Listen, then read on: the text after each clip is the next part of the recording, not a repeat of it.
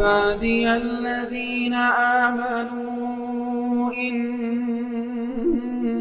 أرضي واسعة. Different pendapat gitu Pak Ustadz. Setelah kita wudhu, ada yang mengatakan jangan dikeringkan airnya. Dan ada yang bilang itu nanti memberi cahaya di kemudian hari. Jadi saya kadang-kadang kalau lagi musim dingin itu susah gitu loh Pak Ustadz. Jadi mau meyakinkan yang mana jawaban yang benar gitu Pak Ustadz. Terima kasih sebelumnya Pak Ustadz. Dari wudhu itu, apakah kaitan dengan mengeringkan atau mendiamkan air wudhu supaya basah, khususnya dalam situasi seperti ini yang kita rasakan. Kita mulai dengan hadis riwayat Al-Bukhari. Terdapat dalam Sahih Al-Bukhari nomor hadis 136, diriwayatkan oleh sahabat Abu Hurairah radhiyallahu ta'ala anhu. Haddatsana qala Rasulullah sallallahu alaihi wasallam, inna ummati yud'auna yawmal qiyamati ghurral muhajjalin min atharil wudhu. Sungguh, kata Nabi sallallahu alaihi wasallam, umatku itu akan dipanggil di hari kiamat dengan cahaya yang memancar dari bagian tubuhnya. Kelihatan. Ada yang mengibaratkan ghurral muhajjalin itu seperti kuda putih di tengah lautan kuda-kuda hitam. Seperti bersinar.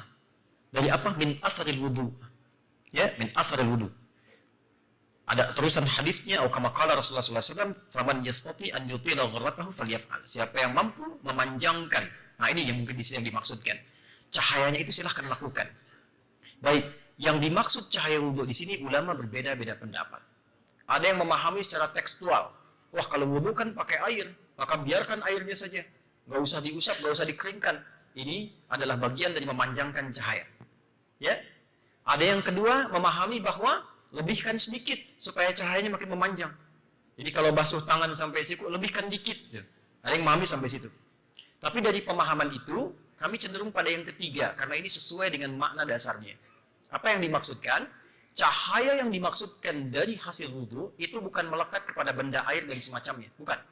Yang dimaksudkan dampak wudhunya. Wudhu di Quran, di surah kelima Al-Ma'idah, di ayat yang ke-6, disebut fungsinya taharah. Ma ja'alallahu. Ya, tidaklah Allah subhanahu wa ta'ala yaj'ala alaikum min haraj, walakin liyutahhirakum. Allah tidak menghendaki kesulitan padamu saat berwudhu. Tapi tujuannya mentahharahkan engkau. Ada taharah, ada nadhafah, itu beda. Nadhafah membersihkan luar fisik. Ya. Taharah membersihkan luar dan dalam. Nah, rumusnya kata Nabi di hadis Muslim, ketika seseorang berwudu, maka bersamaan dengan jatuhnya air wudu itu, jatuh dia, maka jatuh pula kotoran-kotoran dan dosanya. Di kotoran fisiknya jatuh, dosanya hilang. Seperti tadi saya terangkan waktu siang. Maksudnya apa? Dia membasuh tangannya, dia minta ampun pada Allah dari dosa tangan yang melekat pada tangan itu. Mungkin sebelumnya dia menulis sesuatu yang tidak pantas dan seterusnya. Dia bertobat. Karena itu setelah wudu dia baca doa tobat. Allahumma ja'alni minat tawwabina. Ya Allah, aku tobat. Karena itu saat tobat, dia mengakui ada yang salah di tangan, dia menyesali itu, dia berjanji tidak mengulangi. Nah, wudu yang seperti itu, bersih luarnya, jatuh airnya, jatuh kotorannya. Jadi tidak ada hubungan dengan dilap, dikeringkan atau tidak. Itu poinnya.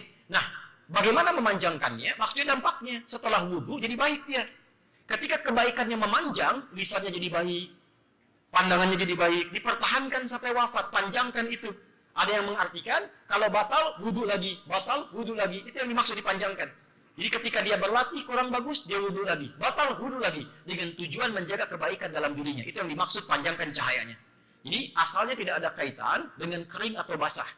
Jadi tidak usah dipaksakan, karena din itu yusrun, bukan usrun. Agama memudahkan, bukan menyulitkan. Anda bayangkan, zaman Nabi saja ada yang dimarahi oleh Nabi. Seorang sahabat kurang ilmu berfatwa.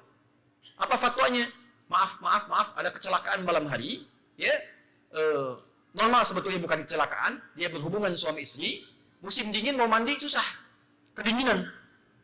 Kata sahabat, gak bisa, junub mandi katanya. Ya gak bisa, dia mandi meninggal. Begitu meninggal, laporkan ke Nabi, Nabi marah. Kamu ini kalau kurang ilmu jangan berfatwa, kata Nabi. Tobatnya dan sebagainya kan bisa tayamum. Akhirnya muncullah di situ kemudian ajaran tentang tayamum. Ya, di antaranya turun surah-surah Al-Quran seperti terusan tadi dari Quran surah kelima ayat yang ke-6. Jadi yang ingin saya maksudkan di sini, jangan sampai memaksakan sesuatu yang menjadikan mudarat dengan pemahaman yang mungkin baru sebagian didapatkan. Jadi kalau ibu sudah berwudu musim dingin dan kedinginan, lap aja sampai kering. Jelas ya? Panjangkan dengan aspek yang lain. Kullu nafsin